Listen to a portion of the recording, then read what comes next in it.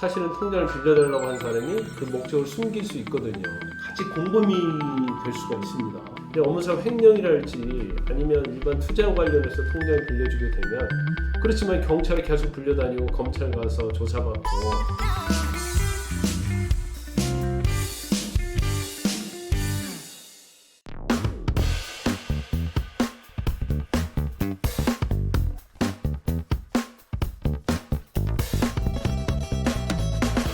사기죄가 됐건 뭐 횡령죄가 됐건 좀 분명히 좀 알아둬야 할 부분이, 그와 관련돼서 통장을 빌려달라고 하면 절대 빌려주면 안 된다는 거예요.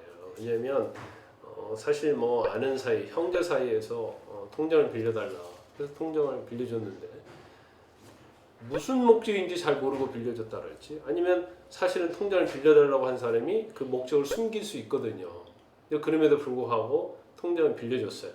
근데 그 통장을 그 사람이 범죄 행위로 쓰는 경우가 상당히 있거든요. 근데 최근에 그 보이스피싱과 관련해서 통장을 빌려주게 되면, 빌려주면서 대가를 받게 되면 특히 같이 공범이 될 수가 있습니다. 근데 특히 이제 보이스피싱과 관련돼서 통장을 빌려주게 되면 그 통장 자체의 거래가 정지가 돼요.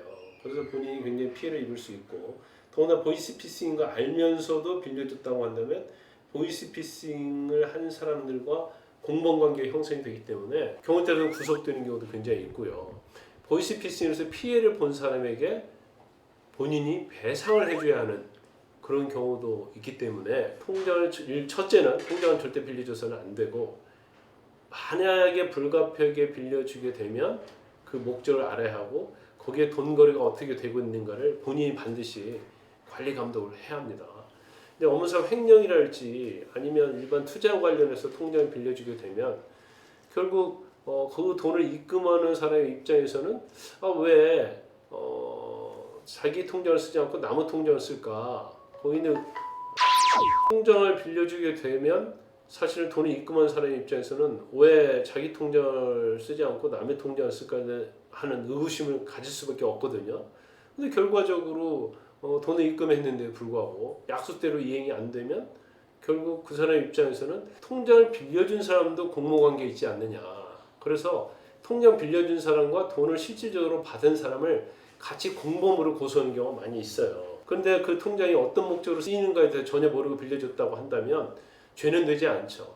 그렇지만 경찰에 계속 불려다니고 검찰 가서 조사받고, 또 그 과정에서 변호사 선임하게 되면 변호사 비용도 또 들게 되고, 그렇기 때문에 사실은 아무리 자기가 그걸 몰랐다 하더라도 공범관계로 같이 처벌받을 수 있는 그런 상황이 될 수 있다는 것을 반드시 아셔야 하고, 그리고 만약에 뭐 업무상 횡령이 됐든 간에 아니면 보이스피싱이 됐든 간에 자기가 이게 범죄 행위에 쓰일 거라는 것을 어렴풋하게 알고도 이 통장을 빌려줬다고 한다면 이건 미필적 고의예요.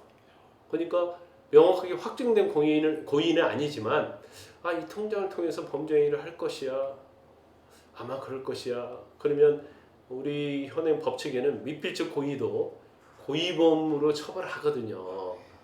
그래서 조금이라도 의심이 되면 통장을 빌려주면 안 되고, 의심이 안 된다 하더라도 통장 자체를 빌려주는 것은 절대로 해서는 안 된다고 봅니다.